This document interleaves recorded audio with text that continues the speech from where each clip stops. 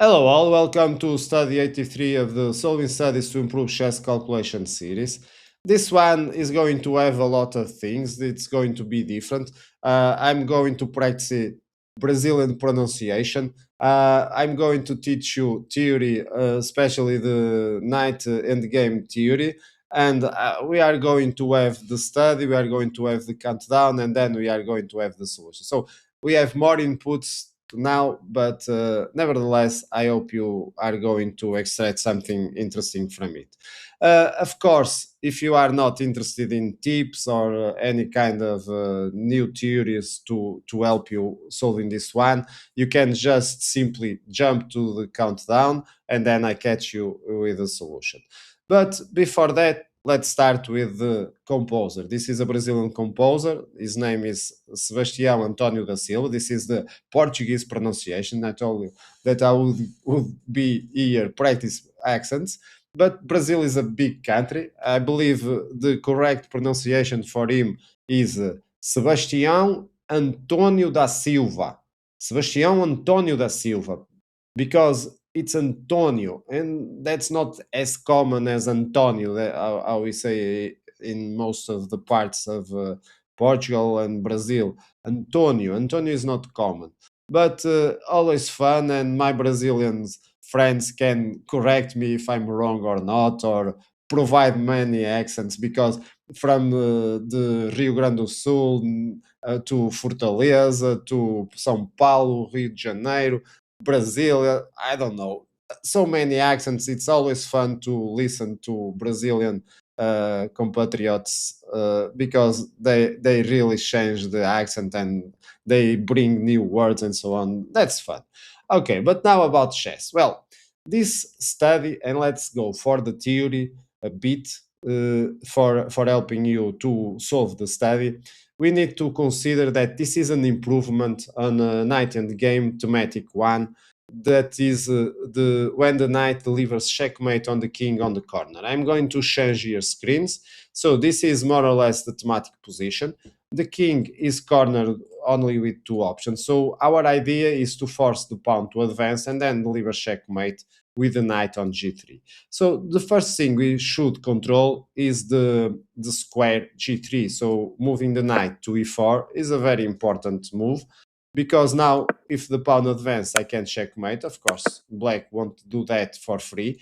So when the king comes up, next idea is to bring the knight to f1. So I restrict the king, so I need to maneuver with the knight d2. The king comes to h1, and now we see the importance of this one. We are restricting the king to come back to h2, so forcing the advancing of the pawn, and then we checkmate. So this is the thematic idea that was improved by Sebastião da Silva on his endgame study.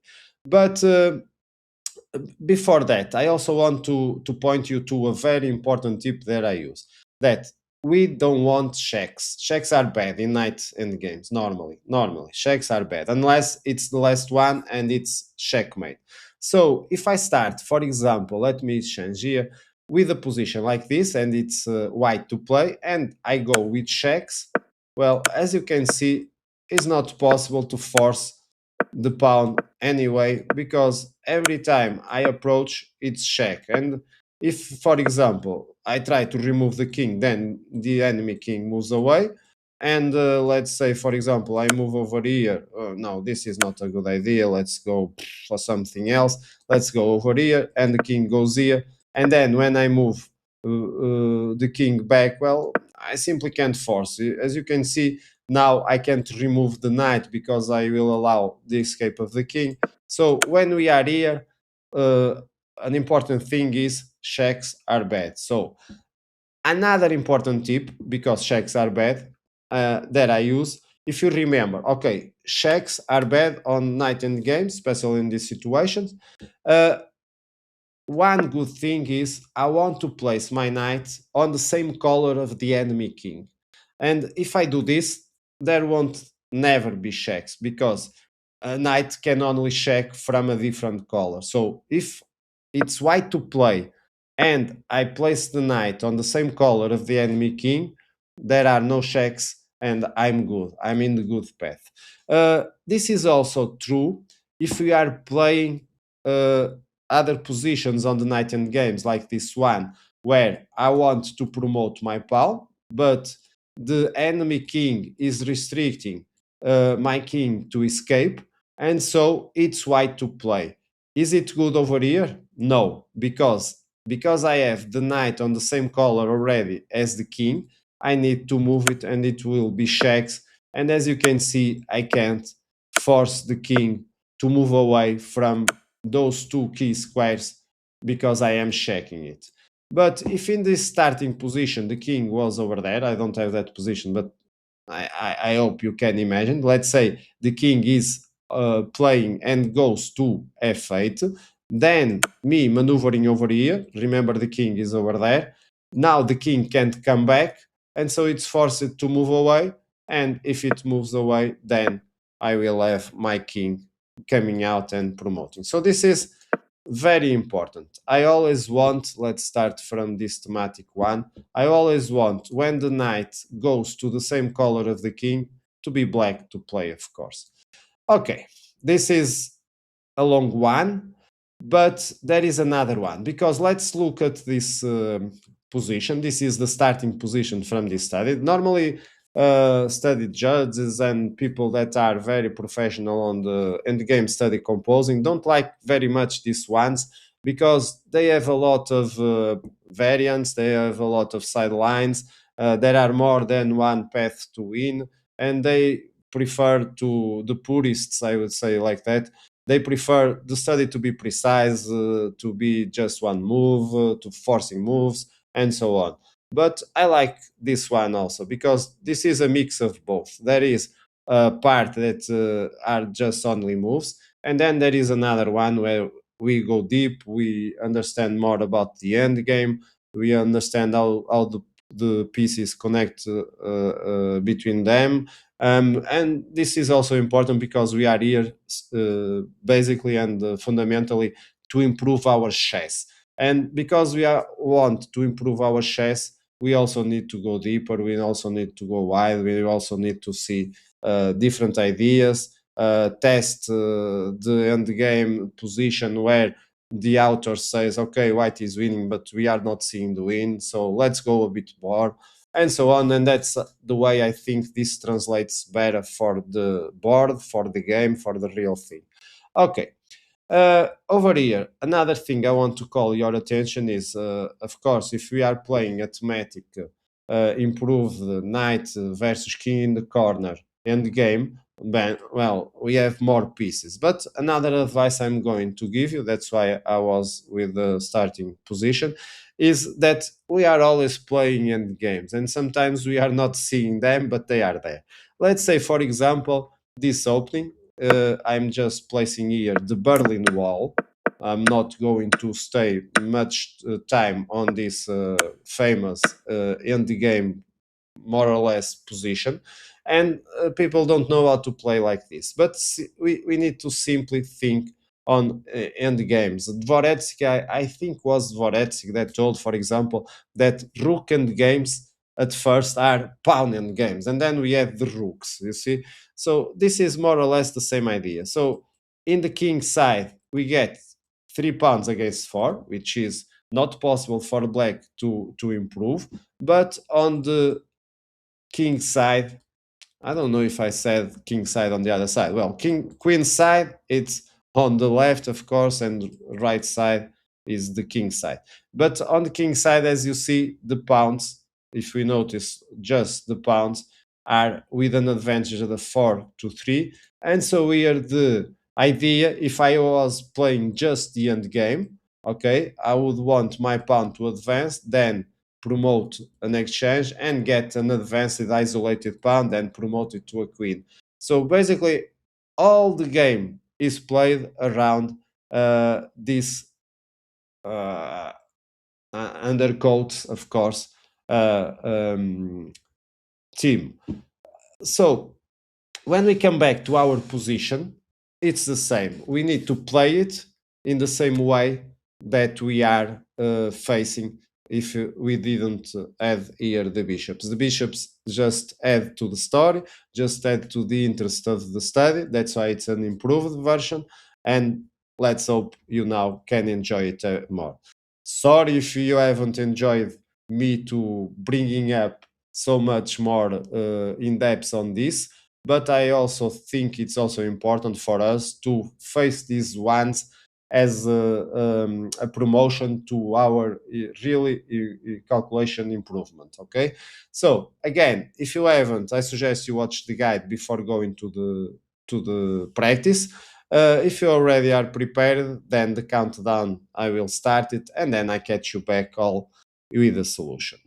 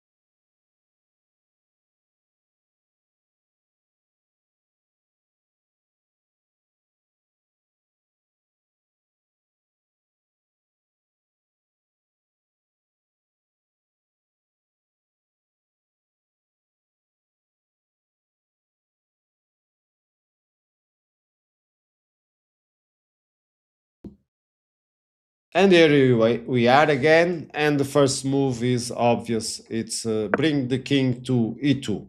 Of course, this is going to be a long one. I hope you are patient enough for it. It's fun. For me, I like this kind of mix endgame studies with deep endgame analysis. We learn a lot from them.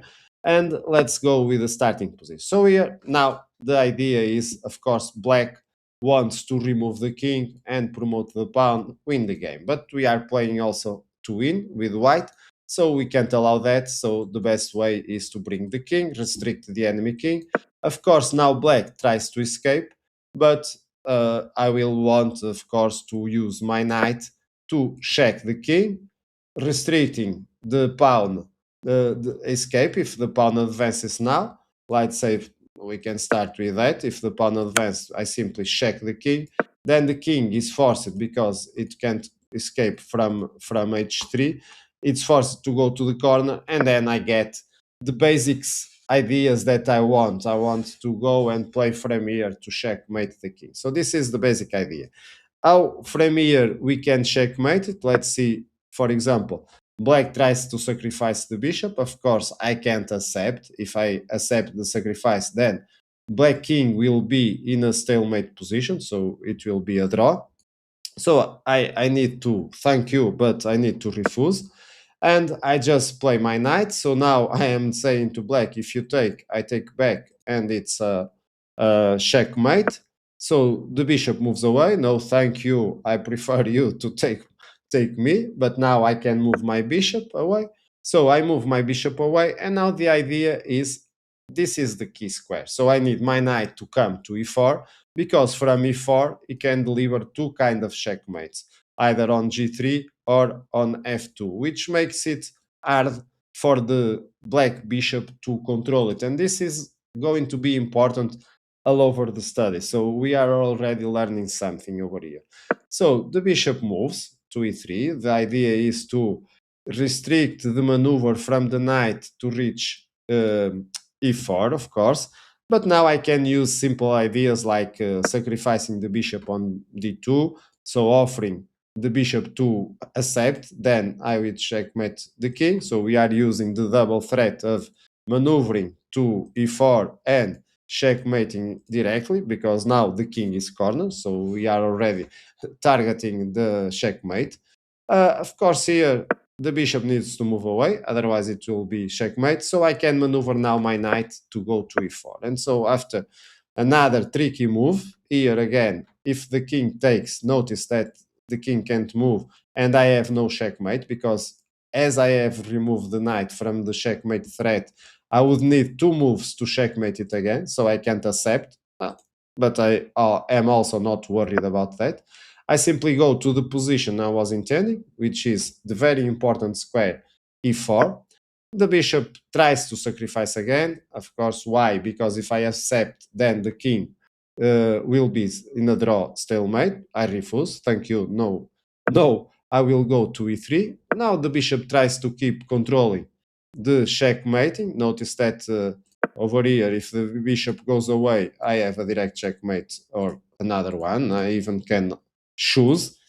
And of course, now I can play this interesting move that confronts the bishop. Now, if the bishop takes the bishop, I can checkmate. And if there is no chance over here for black. If the bishop moves away, I simply checkmate on g3. And so this is the starting position. So here we are realizing that after knight d3, the pawn can't advance. So black needs to find a different move.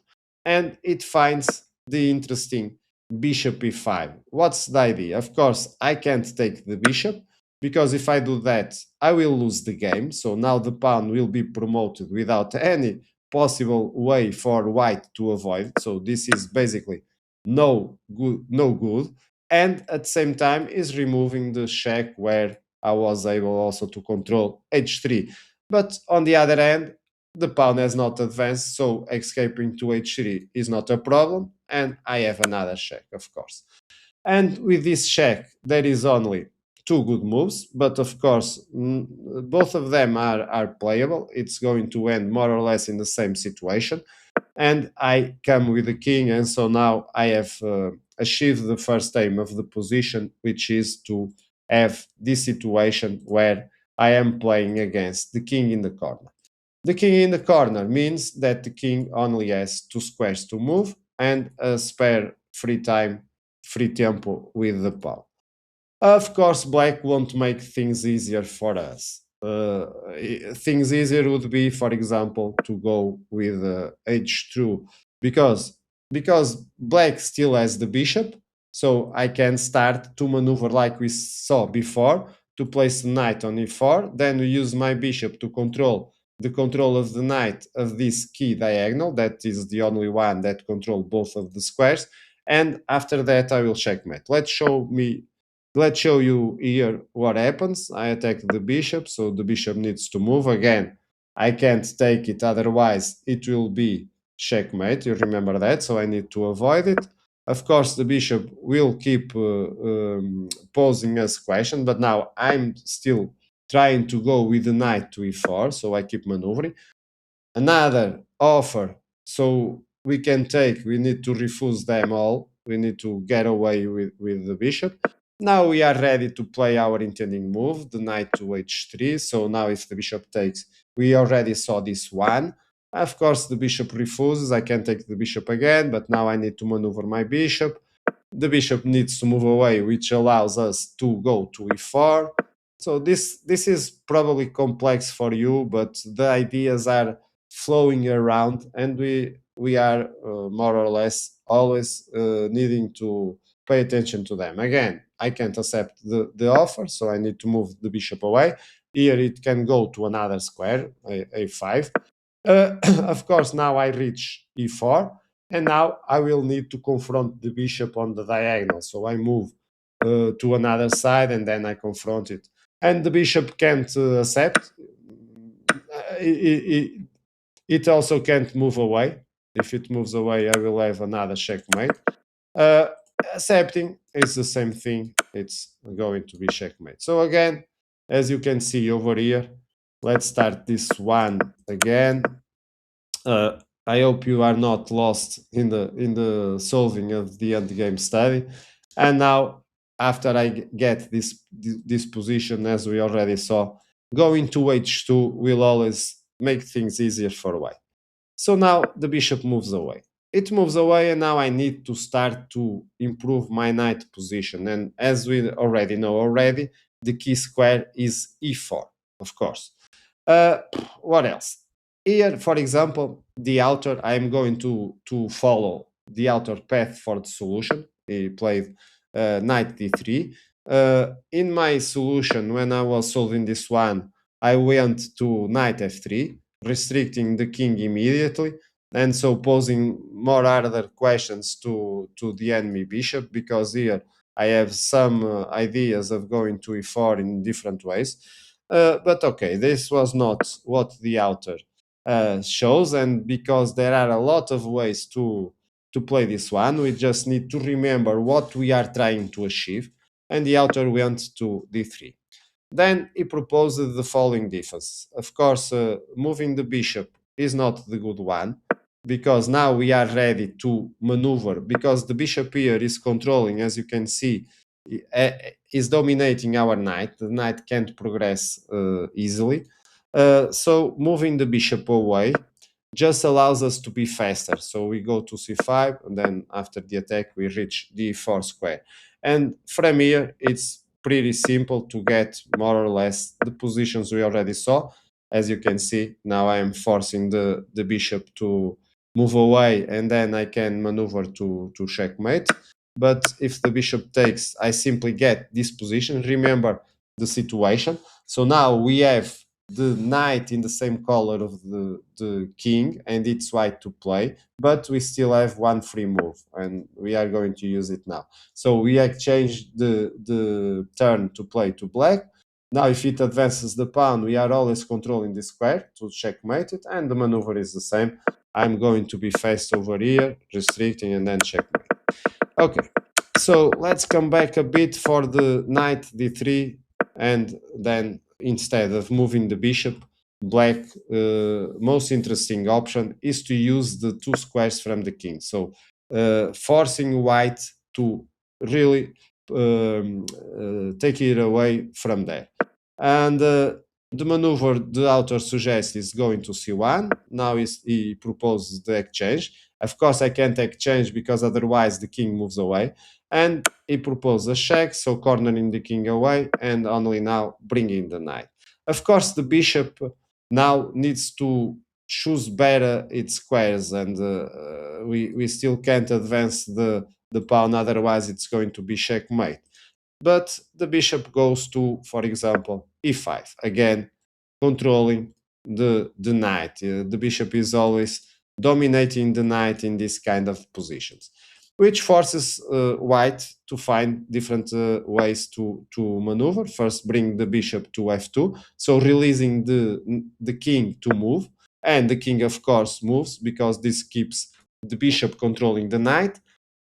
Don't forget, we are always trying to place our knight in e4. As soon as we do that, it's going to be easier. But because we are not there yet, we need to also find a way to earn that one.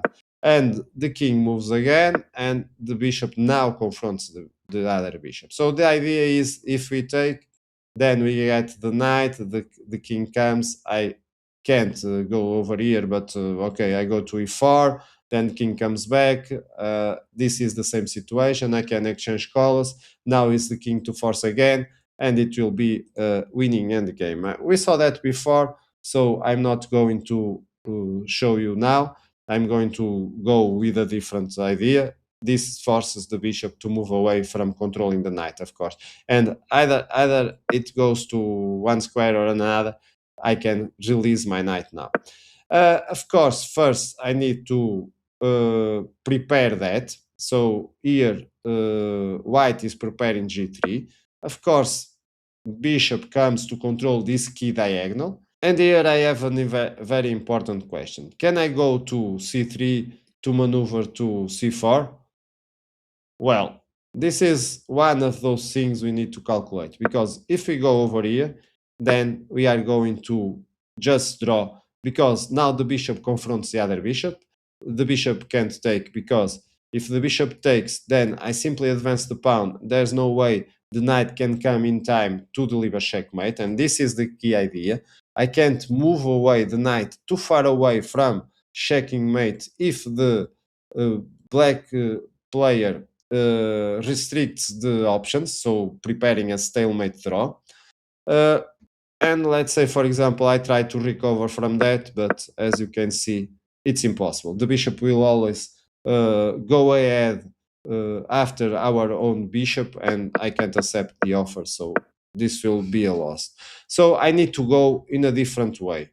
I need to first come with the bishop, so forcing again the enemy bishop to move, or the king, of course, here the king, and only now, because the king is starting to move, I can maneuver. First, I deliver, of course, a check. The king goes to the corner, and only now, because there is no possible way for black to escape this one, the bishop is forced to move away. Now I can check the king and go to e4, and from here it's simpler. We simply remove the bishop away. So the bishop comes to the diagonal. Notice how the bishop is trying to control the checks from our knight, but now we simply control the escape square from the king. This is a bit harder, and of course the bishop tries to go to the other side, but now I can bring back my bishop to g3, confront the diagonal, and when the bishop takes, well, we already saw that, so let's see what happens if the pawn advances. Notice that now I can take the bishop because I won't be able to escape checkmate, so I need to maneuver a bit more. And the idea is simple. I go to f2, brilliant way to finish the study. If the bishop moves away, I will just checkmate, and if the bishop takes, it's going to be checkmate. Of course, over here, just so to make it clear, when I confront the bishop, if the bishop takes, I simply take the bishop we check, the king comes, and then I go. And as you can see now, I force black to play from this position. I am like in the same situation I show you in the theory. The knight is like the knight has just moved to the same square of the enemy king, and so we are ready to win from here. Okay, I hope you have enjoyed this one. This was a big, long study with a lot of features from the beginning, and I see you again with future studies. Bye bye.